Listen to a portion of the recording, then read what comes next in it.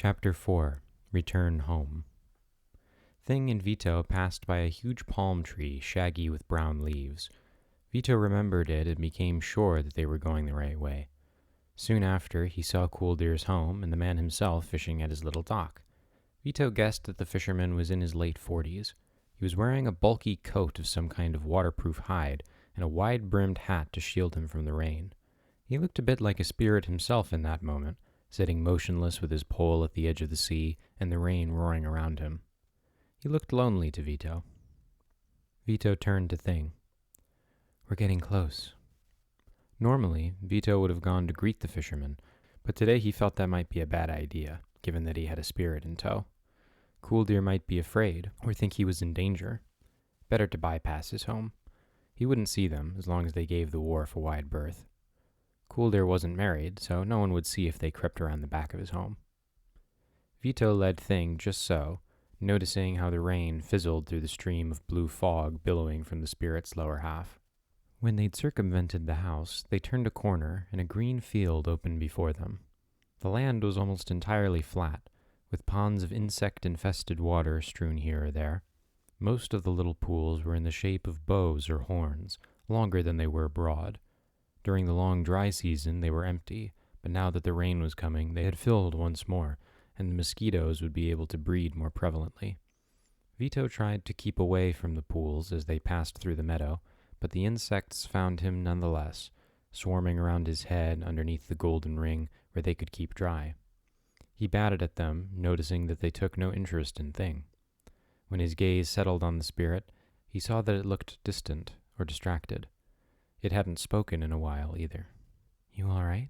he asked it. "Just trying to remember more stuff," it said. Vito returned to batting the insects, ceasing only when he saw a landmark he recognized, a pig pen constructed of bricks. "Those are Digi's pigs. We're almost home." Thing didn't say anything. As he looked at the pig pen, Vito's attitude towards the matter began to change. Digi's pig pen. Digi. Digi, who had abandoned him. Digi, who had gone to school and left him to die. He considered knocking on his parents' door to give him a piece of his mind, but knew it would be pointless. Digi was almost certainly still at school. As they passed by the pen, however, Vito did give a swift kick to the wall of the enclosure. It didn't budge, but his foot hurt a little. Looking over the great field surrounding them, free of a single tree or spirit, led Vito to wonder just how anyone, especially a human, could have cleared such an area. The forest he could imagine being cut down, but the spirits? How any group of humans, however large, could have defeated them, he could not imagine. Prior to this day, he had envisioned a huge host of men and women armed with swords and torches, driving the spirits back in a kind of large-scale duel. In his imagination, neither side had killed, only fought to a standstill, with the spirits then acknowledging the humans' need for the space, followed by them vacating it. He now very much doubted this account of events. He considered asking Thing about it, but figured that it probably wouldn't remember since it had happened over 2 days ago. Yet another unanswered question about the spirits. When Vito saw his mother's fence, which enclosed the pasture for their sheep and goats, he began to run. Thing followed after him, crying with a huff, "Wait! I'm a long-distance runner, not a sprinter!" When Vito reached the door, he grabbed the knob roughly and pulled, but found it was locked. The weather vane on top of his home rattled in a sudden wind, the deer motif which crowned it turning to face west. "Who's there?" he heard from within. "It's me, Mom." His mother slowly opened the door with a confused look on her face. "Did you decide to come home early, or?" She saw Thing. "Dear gods, Vito, get away from that thing." Vito put his hands up. Thing fanned itself, clearly thinking that she had referred to it by name. "She knows who I am? I mean, of course." "Wow, I forget how famous I am sometimes," it said. "It's making some kind of war cry," Chione shouted, running back into the house to get a weapon. "No, Mom, it's not dangerous. Let me explain." Chione came back out with a tanning knife and brandished it at Thing. The spirit jolted back. It got an intense look in its eyes, and its body began to shift, growing in size. Its pupils began to change shape, but Vito shouted, and the process stopped before it could run its course. "Stop!" Vito was surprised at the volume of his own voice. Chione and Thing looked at him. The sheep and goats began to grow agitated at the commotion.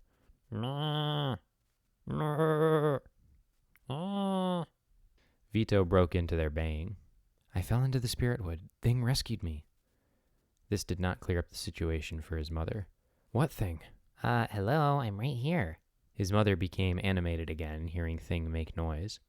Vito waved his hand at the spirit, gesturing to indicate that it wasn't helping. Thing rolled its eyes. Its name is Thing, Mom.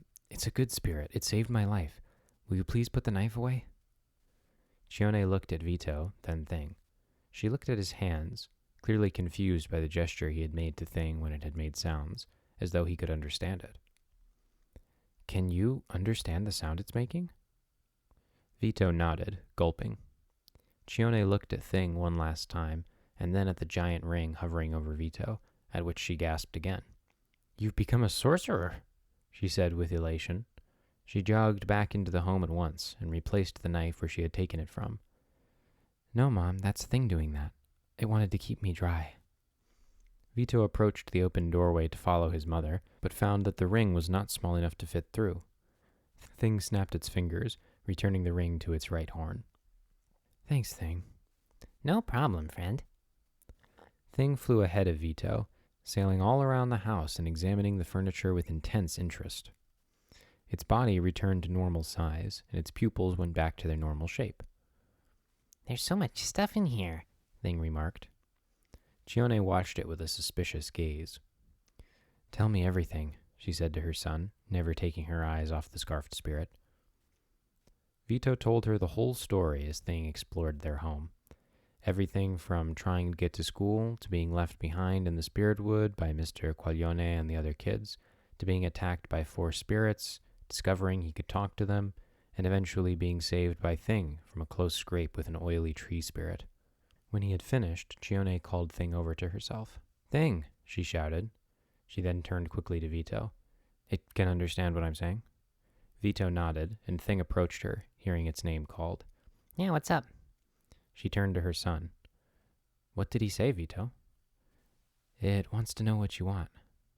Chione nodded and smiled to Thing. She extended her arms, pulling Thing into an embrace. Thank you for saving my son. Vito saw her eyes well up, and Thing didn't seem to know what to do with its little hands. It hadn't a chance of hugging his mother back, since its short arms couldn't reach around her, so instead it laid them on her shoulders in a comforting fashion. It's no problem, lady. Kind of a well-known hero around these parts. Just doing what I do best. Vito translated. It says it's happy to help. Chione wiped her eyes and hugged Vito. My baby, thank the gods you're okay. She kissed his head and his cheek.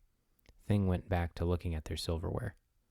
When Chione separated from her son, she looked him over. You're covered in leaves, mud, and sand. I need to check to see if you have any wounds. Go to your room and take off your clothes, okay?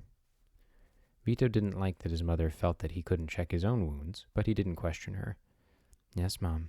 Vito headed to his room. Can I come? Asked Thing, who had shrunk his head to be tiny so he could look in between the tines of their forks. His voice sounded even more shrill coming from such a diminutive source. No, said Vito. His mother looked to him questioningly, wondering what Thing had said. Wasn't anything important, he told her. Thing frowned at that, but was quickly distracted exploring their 2 butter knives. Vito went into his room and closed the door behind himself. He stripped and looked himself over in the mirror. He had a few nicks on his face from where branches and sharp leaves had struck him while running, but no cuts other than that. He did notice a massive bruise running all around his middle, from where the joiner had held him. There was a slightly less severe one on his right wrist as well from Grandfather Oak. He sat on his bed, clothes lying in a pile before him. He had nearly died twice today. Thing acted childish, but it might be capable of the same violence he had seen of other spirits. It had proven itself dangerous already in how it had demolished that hill and killed the joiner, as well as how it had reacted to his mother when she'd drawn her knife. He wondered if he'd made the right decision in agreeing to become its friend, or indeed accepting its help to escape the spirit wood at all. Perhaps he'd merely set himself up for a worse fate. Vito thought about the frog monster that had wanted to eat him. Thinking back on it now, the creature's physical appearance had been silly looking, and the fact that the owner of that area of the forest called himself Grandfather Oak also so. The spirits were an enigma to him, as ridiculous and goofy as they were murderous and terrifying. Things seemed to capture both sides in one individual. It was like an insane person sharing a brain with a naive child. Its delusions of grandeur only further unsettled Vito. What if, at some point, someone contradicted the spirit, told it that they didn't have a clue who it was and couldn't care less, and Thing flew off the handle and attacked them? Vito didn't think that Thing had saved him because it didn't want him to die, but rather because it was angry that another spirit had supposedly assumed its identity and then acted dismissive towards it. While spirits only acted in accordance to their nature, Vito wasn't sure he had fully seen Things yet. He wasn't sure Thing really had his best interests at heart. He wanted to like it, but he just couldn't trust that spirit, at least not until he had seen more. He heard a knock at the door and his mother's voice. "Can I come in?" Vito raised his voice slightly to carry through the wood. "Yes." Chione cracked open the door and slid in, casting her head back for a second with an imperious gaze. "Shoo," she said, clearly curbing an attempt by Thing to snoop. She stepped inside, closing the door behind her. Vito saw that she was carrying the handled box which contained their medical supplies. "That thing is a bit odd," she said with a chuckle.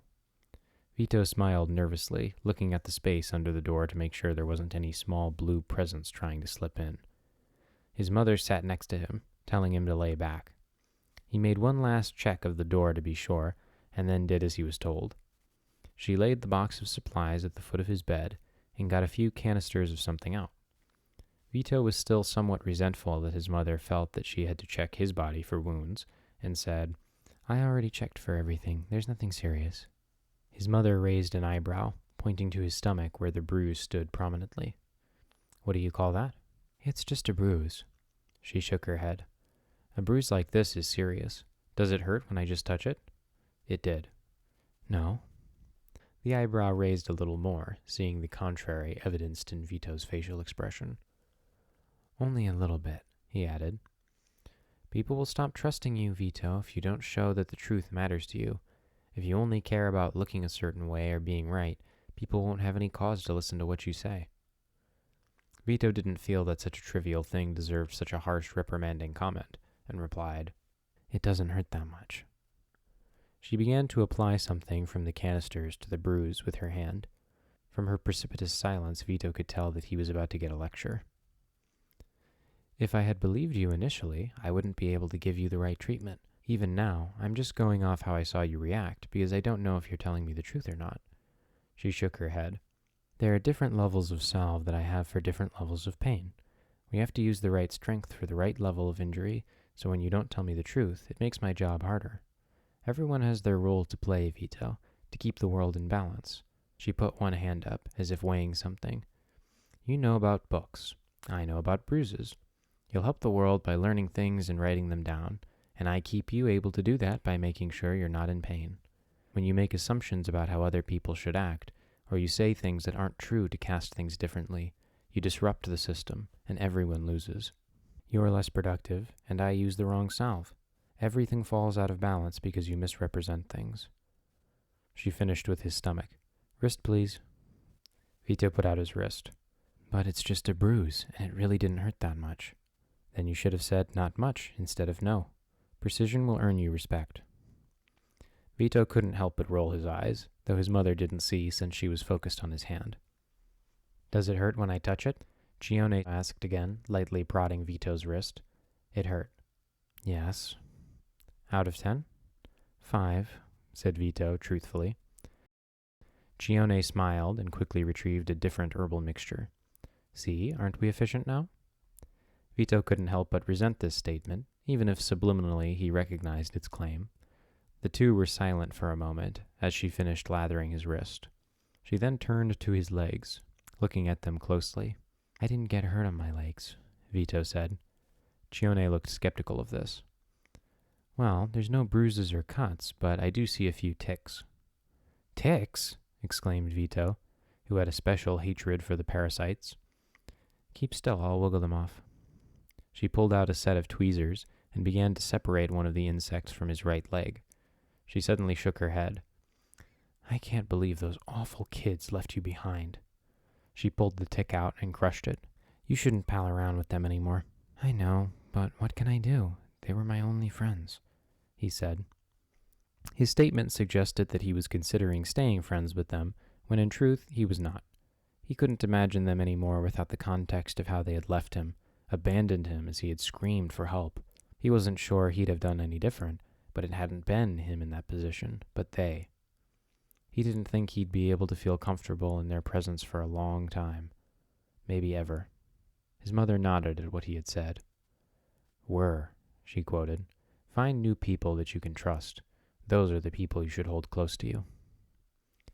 Vito was surprised at her choice of words, hold close to you, and, only having encountered the turn of phrase before in terms of romantic relationships, thought she might be trying to give him a hint of sorts. The way she had said it with such emotion only reinforced this hearing, so he asked her, Are you saying like a wife? Chione laughed, crushing the second tick she had pulled out as she did so. No, I didn't mean for you to get a wife. She began to pull the third and final tick out. But if that ever happens, I'd say the same rule applies. Vito frowned. If? You don't think I'll ever get married? Maybe, if you want to. Chione was distracted before she could crush the last tick, seeing that her words had not satisfied her son. You're so smart and so gifted, Vito. I think you'd succeed at anything you try at, eventually. If you wanted to get married, I'm sure you could, and if you didn't want to, I don't think there's a person living who could make you. But everyone eventually gets married, said Vito, running through a mental catalog of every adult he had met. He knew not a single one who was unmarried besides Cooldeer. Cooldeer, the man sitting alone at his dock, fishing in the rain. Vito saw a binary between these two states, one with his mother, who had married his father and created him, and the other with Cooldeer, all by himself, fishing in the pouring rain. I don't know about that, said Chione. Some people get married and some don't. I got married because your father asked me, and I love him. If you find yourself in the same position, maybe you'll get married too. But if not, that's all right as well. Vito was surprised to hear that his mother still loved his father, even after all that he had done. You still love Dad? Chione nodded. He had no control over what happened. You were young. You don't remember. I still love the man he was before. Vito did not feel the same way, but didn't want to upset his mother. Chione looked at the tick squirming between the hands of her tweezers and sighed. She crushed it.